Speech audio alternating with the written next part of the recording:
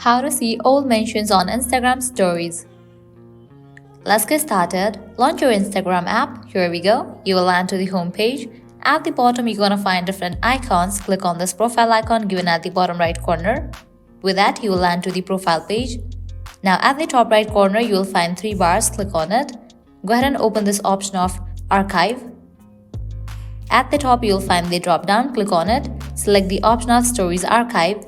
Once you set it to stories archive, now click on these 3 dots. Go to this option of settings. Now toggle on for this option of save story to archive. Once you toggle on for this option, it will automatically save photos and videos to your archive so you don't have to save them to your phone. Now you can head back and over here you will be able to find all of your old stories. Getting access to those stories, you will be able to find old mentions. In the case you haven't toggled on for that option, you can now toggle it on, and with that your mentions will be also saved. So this is how you can see old mentions on Instagram stories.